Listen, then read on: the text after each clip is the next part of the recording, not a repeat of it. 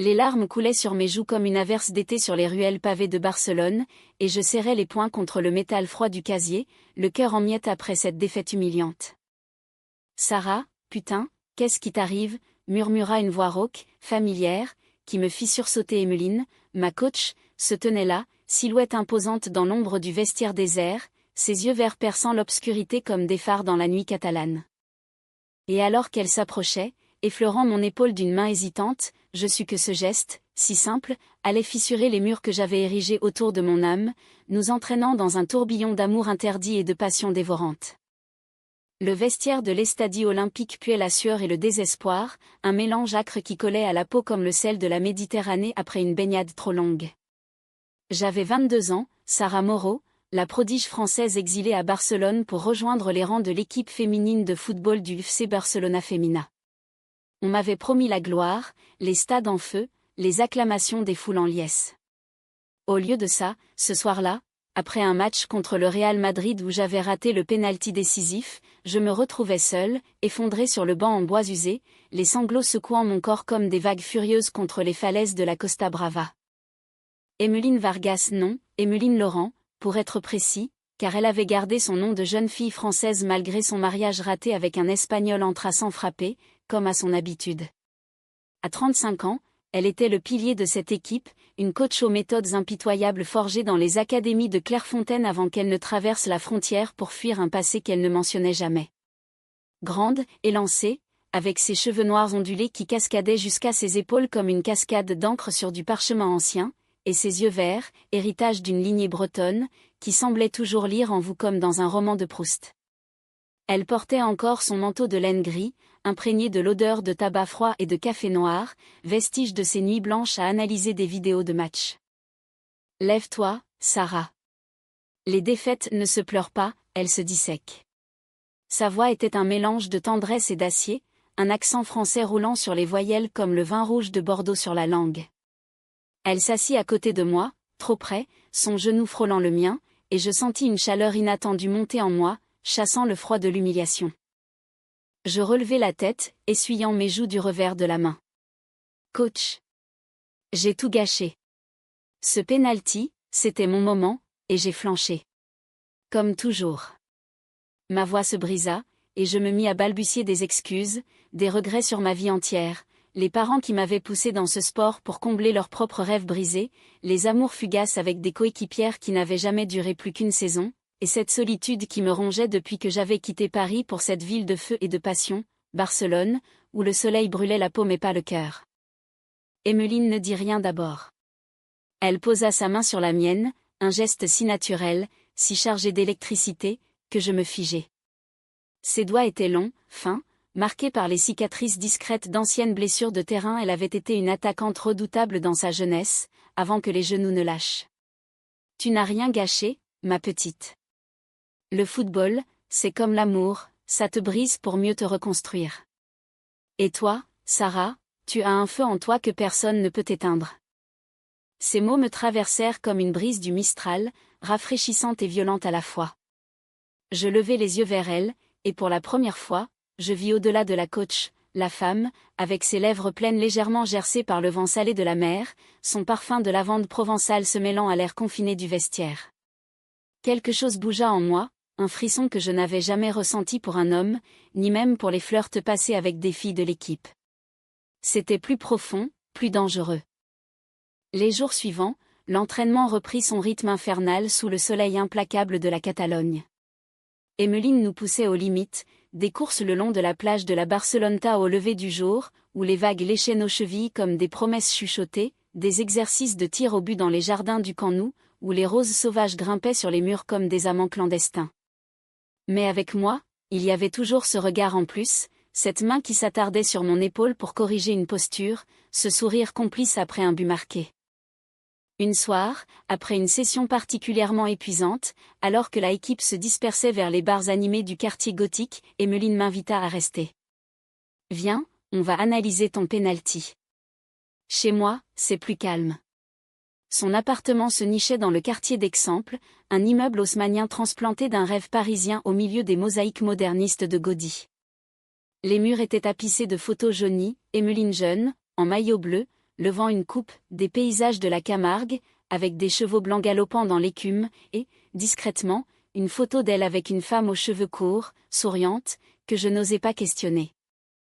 Nous nous assîmes sur son canapé en velours usé, un verre de Rioja à la main, vin espagnol, mais bu à la française, lentement, en dégustant chaque gorgée. L'écran diffusait les images du match en boucle, mon pied hésitant sur le ballon, le gardien adverse plongeant trop tard. Regarde, Sarah, ce n'est pas la peur qui t'a trahi, c'est le doute. Et le doute, on le chasse comme on chasse un amant infidèle. Elle rit, un son grave et mélodieux, et posa sa main sur ma cuisse, pour souligner un point technique, mais le geste s'éternisa. Je sentis mon pouce accélérer, le sang affluer comme une marée montante. Emmeline. Coach. Les mots se perdirent dans ma gorge. Elle se tourna vers moi, ses yeux verts s'assombrissant comme la mer avant l'orage. Appelle-moi Emmeline. Seulement Emmeline, quand on est seul. Ce fut le début. Nos lèvres se rencontrèrent dans un baiser hésitant, puis vorace, comme si nous avions attendu ce moment toute une vie. Ses mains glissèrent sous mon t-shirt, traçant des lignes de feu sur ma peau, et je me perdis en elle, dans ce mélange de sel et de désir qui sentait la Méditerranée et les secrets enfouis. Cette nuit-là, sur les draps froissés imprégnés de son parfum, nous nous découvrîmes, ses courbes généreuses contre mon corps athlétique, nos souffles mêlés en un rythme plus intime que n'importe quel entraînement. Elle me murmura des poèmes de Verlaine à l'oreille, des vers sur l'amour qui défient les conventions, et je crus, pour la première fois, que j'étais entière. Mais l'aube vint trop vite, avec ses rayons filtrant à travers les volets en bois, projetant des ombres dansantes sur nos corps enlacés. Emmeline se redressa, allumant une cigarette malgré l'interdiction que j'avais lue dans ses yeux la veille. Sarah, ce qui s'est passé. C'est beau, mais c'est dangereux. Je suis ta coach. Et toi, tu es une étoile montante. On ne peut pas se permettre. Sa voix se cassa, et elle détourna le regard vers la fenêtre, où Barcelone s'éveillait dans un concert de klaxons et de cris de mouettes. Je me sentis comme un ballon dégonflé, mais je hochai la tête, feignant la compréhension. Pourtant, au fond de moi, une graine avait germé, cet amour, naissant et fragile, allait nous consumer ou nous sauver. Les semaines suivantes furent un tourbillon de dissimulation et de passion volée. À l'entraînement, nous étions professionnels, ses ordres secs, mes sprints acharnés. Mais le soir, dans les ruelles sombres de Gracia ou sur les toits terrasses surplombant la Sagrada Familia, nous nous retrouvions. Emmeline m'emmenait dans des bodegas cachés, où des gitanes aux yeux de braise chantaient des flamencos d'amour perdu, et nous buvions du cava pétillant, nos doigts entrelacés sous la table. Elle me parlait de son passé, une enfance à Marseille, bercée par le Mistral et les embruns, une carrière brisée par une blessure, et cet amour pour une femme, Camille, qu'il avait quittée pour un homme, normal, la laissant avec un cœur en lambeaux et un ex-mari par défaut. Tu es ma renaissance, Sarah, me souffla-t-elle un soir, alors que nous marchions le long du Passec de Gracia, sous les platanes centenaires. Ces mots étaient comme du miel sur mes plaies, guérissant le doute qui m'avait enrongé. Je lui racontai mes propres fantômes, les nuits solitaires à l'internat de Clairefontaine, où je rêvais de baisers volés, les relations éphémères avec des filles qui craignaient les regards des autres. Avec Emmeline, c'était différent, c'était vrai, profond, comme les racines d'un olivier séculaire. Pourtant, les ombres planaient. L'équipe murmurait, des regards en coin de mes coéquipières, des blagues sur « la petite protégée de la coach ». Et puis il y avait Alexia, la capitaine, une blonde catalane aux allures de lionne, qui me fixait avec une jalousie non dissimulée. Fais attention, Sarah. Emmeline a le don de briser les cœurs. Elle l'a fait avec la précédente assistante. Je balayai ces mots d'un rire nerveux, mais ils s'enracinèrent en moi comme des ronces. Emmeline, elle, semblait plus légère, plus vivante, ses entraînements plus inspirés, ses sourires plus francs. Nous parlions d'avenir, un voyage à Paris, peut-être, ou une vie ensemble loin des projecteurs. Mais le destin, ce farceur cruel à la manière de Molière, avait d'autres plans. Un après-midi pluvieux de novembre, alors que la tramontane venue des Pyrénées balayait les rues de Barcelone, je surpris une conversation dans le bureau d'Emmeline. La porte entrebâillée laissait filtrer des voix, la sienne, tendue, et celle d'une femme inconnue, rauque et insistante. Tu ne peux pas m'ignorer éternellement, Emmeline. Camille est de retour.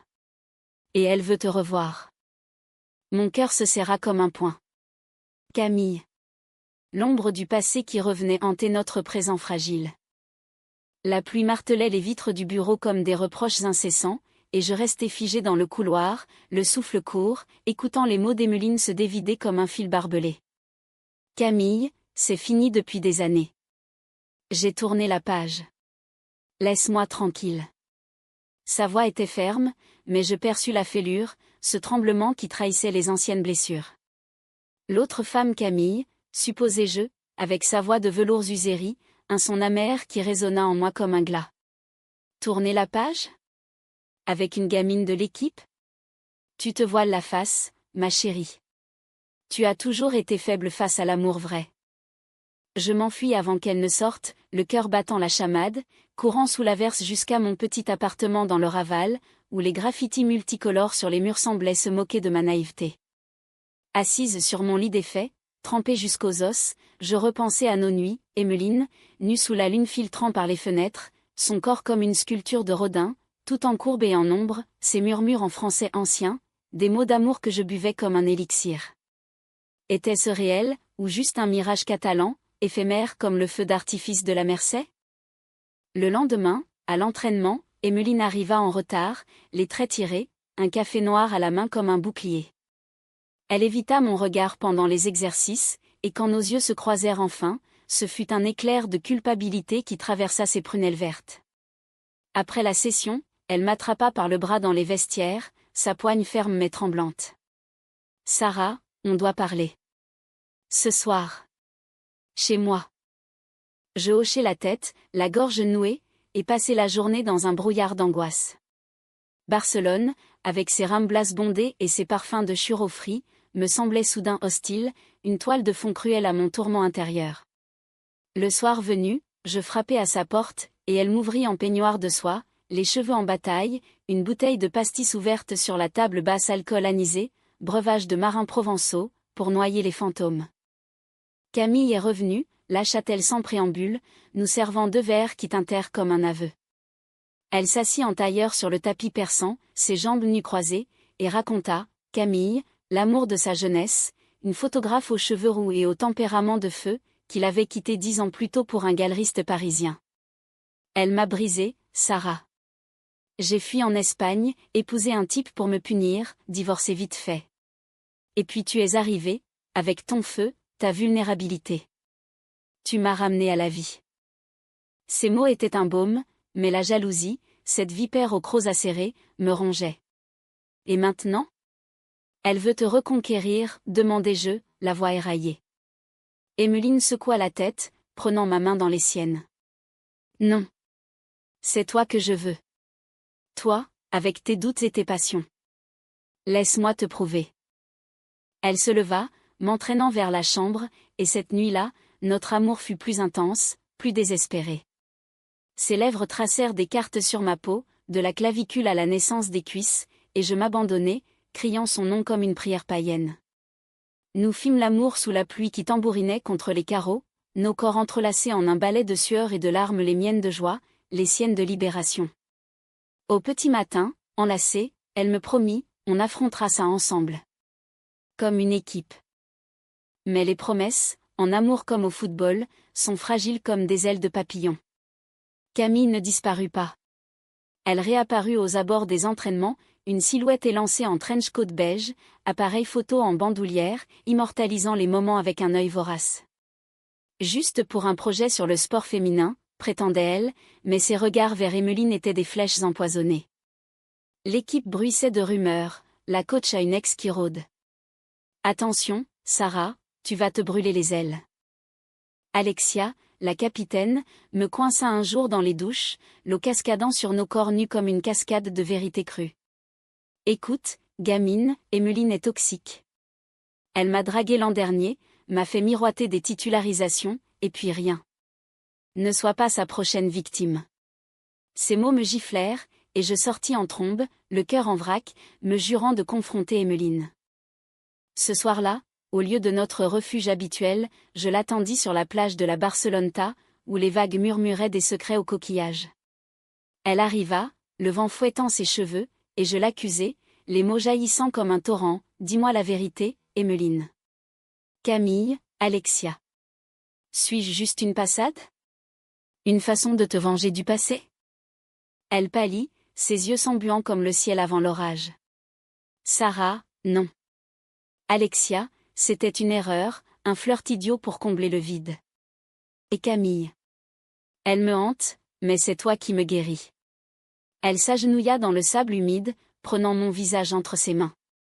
Je t'aime. Vraiment. Laisse-moi te le montrer. Nous nous embrassâmes sous la lune montante, le sel de la mer se mêlant à nos larmes, et je crus en nous à nouveau. Les jours suivants furent un idylle volé, des escapades à Montserrat, où les montagnes nous enveloppaient comme un cocon, des dîners aux chandelles dans des tabernas cachés, où elle me lisait des extraits de l'amant de Duras, sa voix caressant les mots comme une caresse. Notre amour fleurissait, romantique et fiévreux, imprégné de cette sensualité française qui fait de chaque geste un poème. Pourtant, le conflit couvait. Camille envoya une enveloppe crème parfumée à la violette, glissée sous la porte d'Emmeline. Je la trouvai par hasard, les mots gravés en encre noire, « Reviens-moi, Emmeline. Paris t'attend. Oublie cette gamine, elle n'est pas à la hauteur de notre feu. » La jalousie me consuma, et lors d'une dispute orageuse, je hurlai, « Choisis. Moi ou ton fantôme. » Emmeline, blessée, claqua la porte, et le silence qui suivit fut plus douloureux qu'un carton rouge. 3 jours sans nouvelles, des entraînements tendus où nos regards se croisaient comme des épées. Puis, le soir du match contre l'Atlético, elle m'appela, « Viens au vestiaire après. On parle. » Je marquai un but ce soir-là, un tir enroulé qui fit vibrer les filets comme mon cœur. La victoire était douce, mais l'attente, insoutenable. Dans le vestiaire désert, elle m'attendait, adossée au mur, une rose rouge à la main fleur de passion espagnole, épineuse et belle. Je choisis toi, Sarah. Toujours. Nos corps se heurtèrent en un baiser fiévreux, et nous fîmes l'amour là, sur le sol froid, nos gémissements étouffés par la peur d'être surprises. C'était notre déclaration, notre serment. Mais au loin, j'entendis des pas Alexia, peut-être, ou pire, Camille. Le danger rôdait, et avec lui, la trahison. Les pas dans le couloir se muèrent en échos fantômes, et nous nous séparâmes en riant nerveusement, nos vêtements froissés comme des secrets mal gardés. Emmeline lissa ses cheveux d'une main tremblante, ses yeux verts brillants d'un mélange de désir et d'appréhension. On doit être plus prudente, ma chérie. Cette équipe est une poudrière. Je hochai la tête, le cœur encore battant au rythme de nos corps unis, mais au fond de moi, une fissure s'était ouverte, la peur que notre amour, si pur, si français dans son élégance mélancolique, ne survive pas au vent contraire de la réalité. Les semaines suivantes furent un équilibre précaire, une danse sur le fil du rasoir. À l'entraînement, Emmeline innovait, des séances de yoga au lever du soleil sur la plage, où nos regards se frôlaient comme des vagues effleurant le rivage, des analyses tactiques tardives où sa main effleurait la mienne sous la table. L'équipe remportait match sur match, et mon nom scintillait dans les journaux, Sarah Moreau, la French Touch qui enflamme le Barça. Mais derrière les sourires pour les caméras, la tension montait. Alexia, avec son air de chatte en colère, multipliait les piques, profite bien de tes faveurs, Sarah. Mais souviens-toi, les coachs partent toujours. Camille, elle, ne lâchait pas prise. Elle se matérialisait aux abords du stade, un spectre en jeans slim et écharpe de laine, son appareil photo capturant non pas les actions, mais les instants volés, Emmeline riant à une de mes blagues, moi rougissant sous son regard. Un jour, elle m'aborda après un entraînement, sous le porche du stade, la pluie fine perlant sur son visage comme des larmes non versées. « Tu es Sarah, n'est-ce pas ? La nouvelle muse. » Emmeline a toujours eu un faible pour les jeunes talents. Mais moi, j'étais sa flamme. Et je sais des choses qui pourraient te briser. Ces mots étaient un poison lent, et je rentrai chez moi, hantée, fouillant dans mes souvenirs pour y déceler les mensonges. Emmeline, sentant mon trouble, organisa une escapade, un week-end à Cadaqués, village de pêcheurs blottis sur la Costa Brava, là où Dahl avait peint ses rêves surréalistes. Nous louâmes une maisonnette aux murs blancs, face à la mer turquoise, et là, loin des regards, notre amour s'épanouit en un feu d'artifice romantique. Le premier soir, sous un ciel étoilé, elle cuisina un aioli provençal, ail et huile d'olive mêlés comme nos âmes, et nous dînâmes sur la terrasse, nos pieds nus entrelacés. Raconte-moi tout, Emmeline. Sur Camille, sur ton passé. Pas de secret entre nous. Elle hésita, sirotant son verre de vin blanc frais, puis se lança, l'histoire d'un amour adolescent à Paris, des nuits folles dans le Marais, des promesses brisées quand Camille choisit la sécurité d'un mariage hétéro. J'ai cru que c'était ma faute, que je n'étais pas assez. Alors j'ai fui en Espagne, coach pour panser les plaies. Mais toi, Sarah, tu es ma guérison. Nous fîmes l'amour sur le sable, les vagues léchant nos corps comme une bénédiction païenne, et je crus en un avenir, quitter le football peut-être, ouvrir une école de sport avec elle, voyager en Provence, cueillir des lavandes sous le soleil. Mais le téléphone sonna au milieu de la nuit, un appel de Camille. Elle dit qu'elle a des photos compromettantes de nous deux, en train de... Emmeline blêmit, et la idylle se fissura. De retour à Barcelone, la trahison frappa comme un coup de butoir. C'était lors d'une soirée d'équipe, une fiesta dans un club du port olympique, où la musique techno pulsait comme un cœur affolé, et les lumières stroboscopiques dansaient sur les corps en sueur. J'avais bu trop de sangria, ce mélange sucré de fruits et de vin qui monte à la tête comme un vertige. Emmeline était là, élégante en robe noire moulante, discutant avec des sponsors, mais ses yeux revenaient toujours à moi. Alexia, profitant de mon ivresse, m'entraîna sur la piste, danse avec moi, Sarah. Montre à la coach que tu n'es pas sa marionnette. Ses mains sur mes hanches étaient insistantes, et je me laissai aller, riant, pour la première fois depuis des jours. Puis, dans un coin sombre, elle m'embrassa un baiser agressif, chargé de revanche. Je la repoussai, mais trop tard, Emmeline avait vu. La dispute qui suivit, dans les ruelles pavées menant à la mer, fut un ouragan. Comment as-tu pu? Avec elle? Devant tout le monde, hurla Emmeline, ses yeux flamboyants de rage et de douleur. Je balbutiai des excuses, le vin aiguisant ma langue, c'était rien. Elle m'a forcé. Et toi, avec Camille qui te harcèle, tes doutes. Les mots se transformèrent en accusations mutuelles, creusant un fossé béant. Le lendemain, le scandale éclata. Camille avait publié les photos, pas les nôtres, mais celles d'Emmeline et d'Alexia, un flirt ancien qu'elle avait surpris. Les journaux sportifs titraient « Drame au Barça Femina, la coach impliquée dans un triangle amoureux ». L'équipe se fissura, des joueuses démissionnèrent, les sponsors menacèrent de se retirer. Emmeline fut convoquée par la direction, son poste en péril. Je la trouvai dans son bureau, effondrée sur sa table, une bouteille de cognac à moitié vide. C'est fini, Sarah. Tout. Ma carrière, nous. Camille a tout orchestré. Elle voulait me détruire, et j'ai tout perdu. Ses larmes coulaient, rares et précieuses, et je m'agenouillai à ses côtés, la serrant contre moi. Non, pas nous. On va s'en sortir. Ensemble. Mais le doute s'insinuait, venimeux. Emmeline, sous pression, commença à s'éloigner, des nuits solitaires, des entraînements froids. Puis, un soir, je la surpris au téléphone avec Camille, d'accord, je viens à Paris. Juste pour discuter. Pour clore le chapitre. Le monde s'effondra. La trahison, cette lame aiguisée, trancha net notre lien. Je quittai l'appartement en trombe, courant sous la pluie torrentielle vers la plage, où les vagues rugissaient comme ma fureur. Assise dans le sable, trempée, je pleurais non pas la perte, mais la trahison de l'âme sœur que j'avais cru trouver.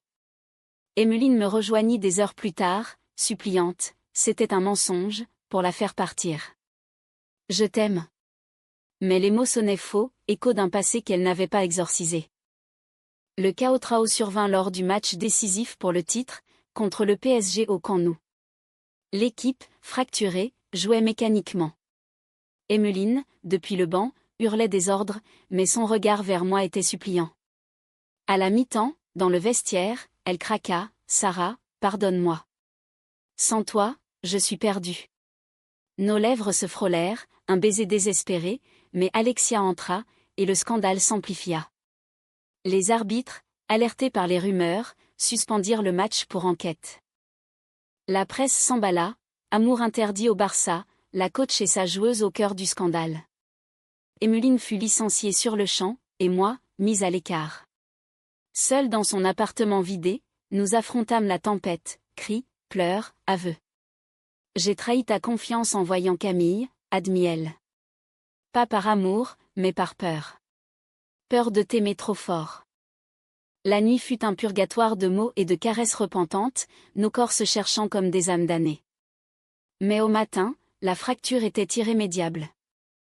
Le soleil se leva sur Barcelone comme un indifférent, ses rayons dorés se posant sur les toits de tuiles rouges sans se soucier des cœurs brisés.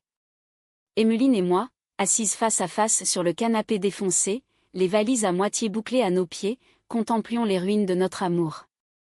La presse avait tout dévoré, une semaine de gros titres, d'interviews larmoyantes d'Alexia clamant la toxicité, d'Emmeline, de Camille paradant dans les magazines parisiens comme une veuve vengeresse.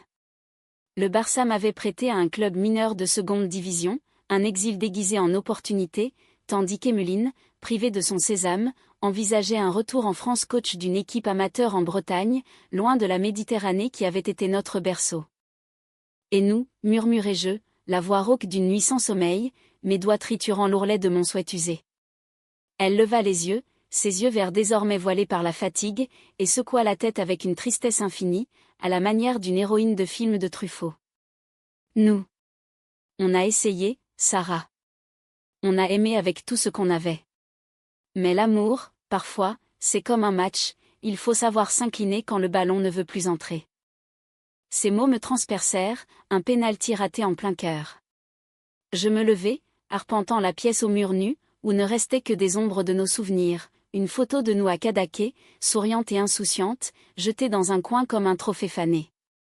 Tu parles d'abandon comme d'une tactique noble, Emmeline. Mais c'est de la lâcheté. Tu as laissé Camille te manipuler, Alexia semer le doute, et maintenant, tu fuis? Après tout ce qu'on a partagé? Elle se redressa, la colère flamboyant brièvement sur son visage pâle. Lâcheté? J'ai tout risqué pour toi. Ma carrière, ma réputation, mon âme. Et toi, avec ton baiser à Alexia, tes doutes. On s'est trahis mutuellement, ma petite. L'amour n'est pas une arène sans épines. Sa voix se brisa, et elle s'approcha, effleurant ma joue d'une caresse si tendre que les larmes me montèrent aux yeux. Nous nous embrassâmes une dernière fois, un baiser salé de regret, lent et profond comme un adieu à la belle époque. Les jours suivants furent un brouillard de formalités, signature de contrats, au revoir larmoyant aux coéquipières même Alexia, dans un sursaut d'humanité, me glissa un « désolé, j'étais jalouse » avant de m'étreindre. Je quittai Barcelone par le train de nuit pour Valence, mon nouveau club, le cœur lourd comme un sac de pierre de la Sagrada Familia. Emmeline, elle, prit l'avion pour Paris, un SMS lapidaire en guise de pont rompu, « Prends soin de ton feu, Sarah. Il illuminera le monde. Je t'aime, toujours. » La solitude me rattrapa vite, dans ce Valence aux oranges amères et aux arènes vides. Les matchs se succédaient, mécaniques, mes buts marqués sans joie, comme des obligations remplies.